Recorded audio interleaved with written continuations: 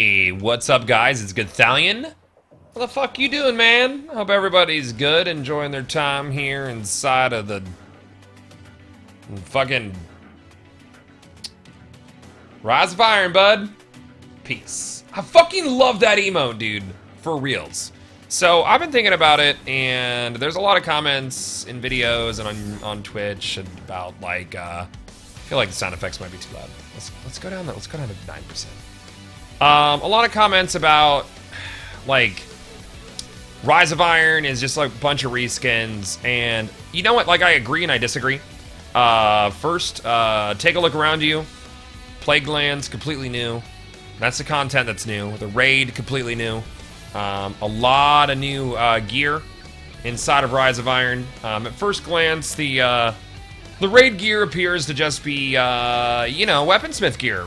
And then when you level it up, it gets infused with Siva, and it becomes more unique at that point. But it is, at the end of the day, some weaponsmith gear. And I think there are a lot of portions of Rise of Iron that are very unique to Rise, that make the DLC 100% worthwhile for me as a player, if that makes sense. And I've really enjoyed it. But there are a lot of parts of the game that are basically like, there's a lot of reskins, dude. There's a lot of reskins in this. The splicers are reskins, kind of the same way that the Taken were reskins, but they have like their own unique little attack patterns and stuff. So it's like familiar enemies, but still new. And it's, it's Bungie's way of saving a buck while they still bring us some new content. And I'm appreciative of it, dude. I love Destiny, and I feel very similarly to Rise of Iron in the way that I felt about the this is gonna be an odd comparison, but sort of the way that I felt about Claptrap's Rovolution inside of Borderlands 1. So basically, here's what happened inside of Borderlands 1. Nox came out, is incredible. Changed the game. Changed Borderlands up and down, dude. Nox was incredible. It was like the definitive DLC for Borderlands 1. And it left Borderlands gamers hungry, and Borderlands history was very different from Destiny's. They didn't promise like a 10-year plan, and they weren't talking about like years and years of expansions and stuff, and there wasn't like a public dispute about the release of, Borderlands 2 or whatever, because Destiny 2 obviously got delayed, and that, I think that's for the best that Destiny 2 got delayed. I think it's great that, they want to make the game better, but that's another conversation to be had. The point is that at the end of the day, Claptrap's Revolution was a DLC filled with reskins, and probably more to the brim than Rise of Iron is. Rise of Iron, I think, does offer up a lot of unique things and experiences that are incredible, namely the raid. The raid is awesome, and it still has surprises to bring us, so I'm excited for that. But at the end of the day, there's a lot of reskins, and reskins is kind of like a taboo word when it comes to gaming. Like, if something gets reskinned, the gamers get mad, and I get it, but I don't get it. Like, I understand, but I don't understand a little bit. I don't know, that's just me.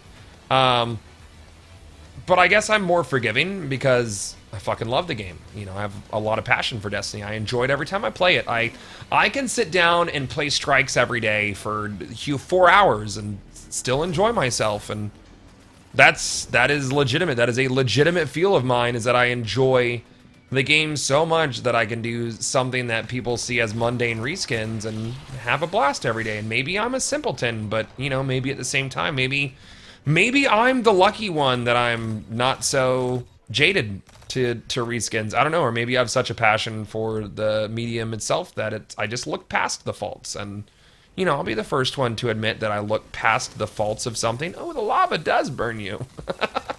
I'll look towards beyond the faults of something and enjoy it, just to enjoy it, because I like enjoying things. I'm not sure what my point is. At the end of the day, I think, if you're enjoying the game, you're enjoying the game. But what can we expect from the rest of year 3? Is it going to be the year of reskins? And I think my answer to that is yeah, fuck yeah, it is. Look at what happened with the live team. The live team has been merged with the House of Wolves team, and they are one crew now. The live team basically reskinned PoE with CoE and made it better. And I think those are the kinds of updates that we can expect in year 3. I do not expect another major DLC.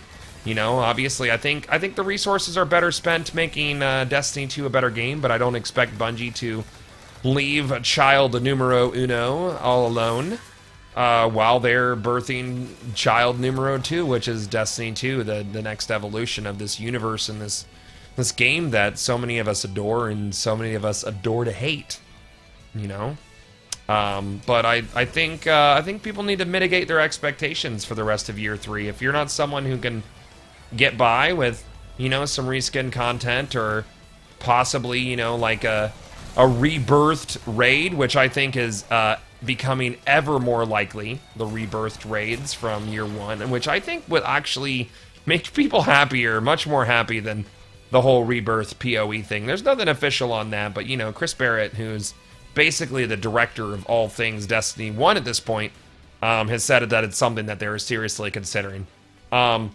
Anyways, to wrap this up, reskins or not, I'm really enjoying Rise of Iron, and there's still a lot of surprises it has to show us, and you know, I wouldn't doubt that Bungie has some surprises up their sleeves that we don't know about yet. So, you know, going into October, we're looking at a newly revitalized Festival of the Lost, which after last year's festival, they can only go up. You know, if they bring us some actual content outside of hunting masks and they bring us some other surprises inside of October, I think they'll have a winner on their hands. And you know, they're going to do a similar thing inside of December, and beyond that's kind of a mystery at this point. We'll see what their plans are, if anything.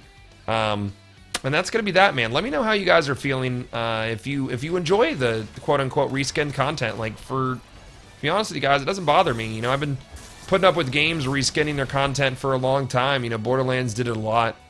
You know, I come from the Borderlands universe. It's something that happened and throughout all the DLCs in Borderlands. You know, Claptrap's Revolution was probably the worst offender in reskinning, but, you know, between Borderlands 1 and 2, and pre-sequel is basically a big old skinathon. You know, I put up with it. If I love something, then fucking put up with it, man. And that's that. Let me know your thoughts. Leave a comment in the comment section below, and I'll see you guys back inside of Destiny. Peace.